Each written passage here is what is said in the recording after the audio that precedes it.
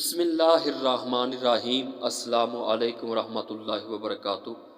ناظرین گرامی، اس ویڈیو میں ہم سلطنت عثمانیہ کی عظیم شخصیت، ایک بلند پایہ کردار کا ہم ذکر کرنے جا رہے ہیں۔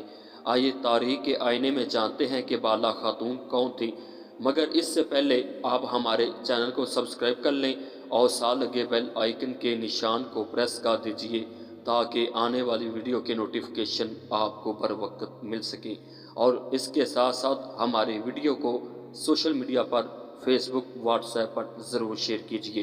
ناظرین کرام، بالا خاتون جن کا اصل نام رابعہ خاتون تھا، لیکن وہ بالا کے نام سے مشہور ہوئی۔ ذات اور نسل کے حوالے سے یہ آہی لوگ تھے۔ آہی ان کے ایک بڑے بزرگ گزرے ہیں اور ان کے یہ لوگ پیروکار تھے۔ رابعہ بالا خاتون ایک معروف بزرگ حضرت شیخ ادیب علی رحمۃ اللہ علیہ کی بیٹی تھی۔ 1257 عیسوی میں ان کی ولادت بتائی جاتی ہے۔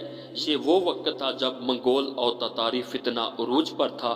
وہاں کے ترک لوگ منگولوں کی شرپسندی سے تنگ آ کر اناطولیہ اور کچھ قبائل کونیا میں آباد ہو چکے تھے۔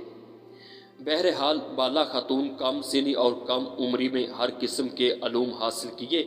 اس وقت شیخ ادیب علی رحمۃ اللہ علیہ آپ بھی ایک عظیم ترک صوفی رہنما اور معلم تھے۔ بالا خاتون نے ان سے بھی قرآن اور احادیث کے علوم سیکھے۔ پھر شیخ ادیب علی کی درویشانہ زندگی کو بھی اپنے قریب سے دیکھا۔ بعد ازاں ارطغرل غازی کے بیٹے عثمان غازی جب اپنے قلب کی تسکین کے لیے شیخ ادیب علی رحمۃ اللہ علیہ کی خدمت میں حاضر ہونے لگے۔ شیخ عثمان غازی کی ہمت اور جہادی کوششوں کے حوالے سے ان سے واقف تھے۔ آخرکار 1299 عیسوی کو بالا خاتون کا نکاح عثمان غازی سے کر دیا گیا۔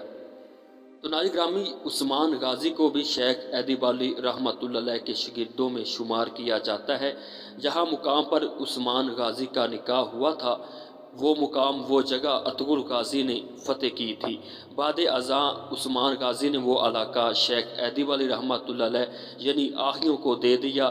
یہاں صدیوں تک آہی برادری آباد رہی۔ بالا خاتون سے ایک بیٹا پیدا ہوا جس کا نام علاء الدین پاشا رکھا گیا، اور وہ اورحان غازی کے سوتیلے بھائی تھے۔ عثمان غازی رحمۃ اللہ علیہ کی وفات کے بعد اورحان غازی نوزیدہ سلطنت کے سلطان بنے۔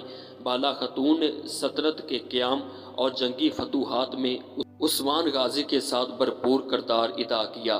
آپ کی محبت، شفقت اور صداقت نے عثمان غازی کو ہمیشہ حوصلہ سے ہمکنار کیا، تو آخرکار سلطنت عثمانیہ کی یہ عظیم شخصیت 1324 عیسوی کو 67 سال کی عمر میں وفات پا گئی، اور ان کو شیخ ادیب علی رحمۃ اللہ علیہ ان کے والد کے پہلو میں دفنایا گیا۔